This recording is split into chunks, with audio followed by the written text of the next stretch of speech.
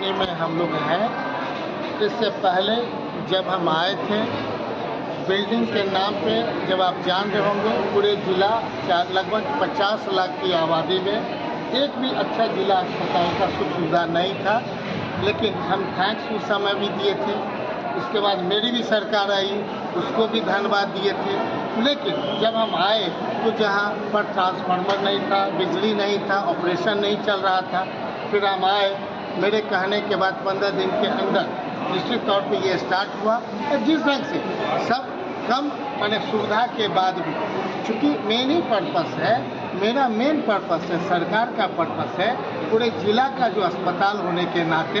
हर एक ब्लॉक से, हर एक पीएचसी से जो आवे, यहाँ हम उसको रोक लें। हम एम्बुलेंस सर्विस नहीं कराते, क्योंकि मेरा मानना है कि मेरे साथ जो हम घटना घट रही है, जो पटना में लगातार 40 वर्षों से मेरा ऑब्जर्वेशन है कि जो एम्बुलेंस के साथ जाते हैं उनके साथ इनजस्टिस होता है।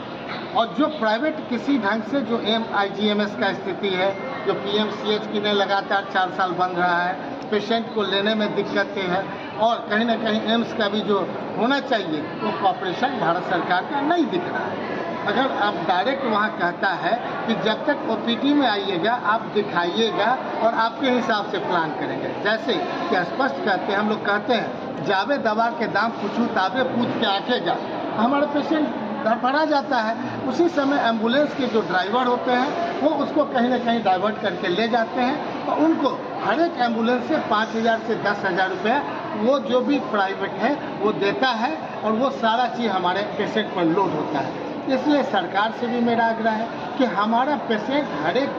PSC लेवल से लेकर के डिस्ट्रिक्ट से वही जाए, उसका रिकॉर्ड मेंटेन हो, किस कारण से हम भेज रहे हैं।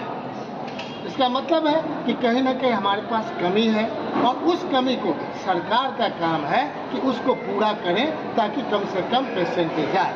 अगर नहीं है तो सरकार सरेंडर करे कि हम नहीं कर सकते, लेकिन ये समय सीमा होता है। जिस प्रकार एक हार्ट अटैक होता है तो कहते हैं कि 20 मिनट में अगर उसको सुविधा होगा, लेकिन 20 मिनट में हॉस्पिटल में भी अगर वो सुविधा नहीं दे पाइएगा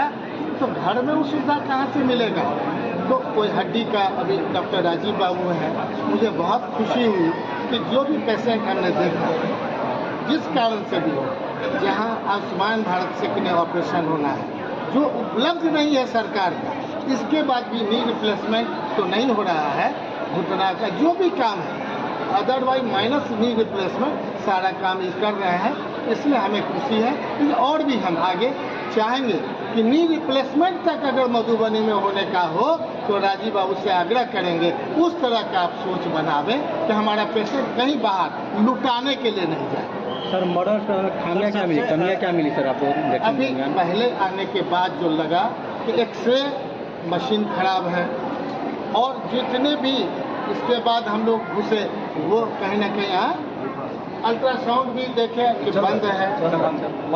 तो कहीं ना कहीं ये अभी पूरा तो हम देखेंगे नहीं जो हम स्टेटमेंट दे दें, अभी तो इनिशियल हमने ये है कि जो डॉक्टर होना चाहिए, जो विशेषज्ञ होना चाहिए, जिले का मॉडल अस्पताल है, 50 लाख की आबादी है, उस हिसाब से यहाँ नहीं है। आप देख लीजिए एनेस्थीसिया के डॉक्टर यहाँ नहीं है, पेशेंट यहाँ पड़ा रहता है, हेल्थ मैनेजर परेशान रहते हैं, वो बाहर से डॉक्टर लाते हैं, राजीव सर परेशान रहते हैं, वो बाहर से डॉक्टर लाते हैं। इस स्थिति में आपकी तरफ से सरकार से क्या मांग होगी जो यहाँ उपलब्ध हो? डॉक्टर एक स्पेशलाइज 100 बेडेड हॉस्पिटल का मतलब है, जो कहीं भी आप चले जाइए, केरला जा करके देख लीजिए, लोग कहते हैं स्टेट जा करके, हम गाँव में घूम रहे थे, वहाँ सारा चीज़ उपलब्ध है। हम तो सब जगह दूसरे भी प्रदेश में जाते हैं कमेटी के टूर करके, अपने बिहार में भी 12 जिला के बाद 5 जिला घूम लिए हैं। इससे पहले हर एक साल कोई ऐसा जिला नहीं है, समीर महाशय लगातार 5 साल नहीं घूमा है। और जो इम्प्रूवमेंट लाने का हमने प्रयास किया है, सारे डिपार्टमेंट से हम प्रयास करते हैं। हमारे लिए जहां हम गए हैं निश्चित तौर पे लोग हमको सपोर्ट भी करते हैं, लेकिन मधुबनी की जनता को जो अपेक्षा है कि एक्सरे टाइमली ठीक हो जाए,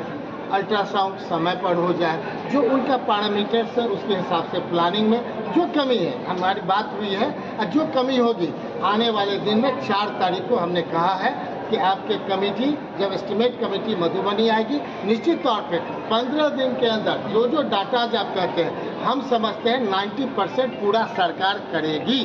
अगर नहीं करेगी तो निश्चित तौर पे हम इसकी लड़ाई फिर आगे भी लड़ेंगे। चलिए बहुत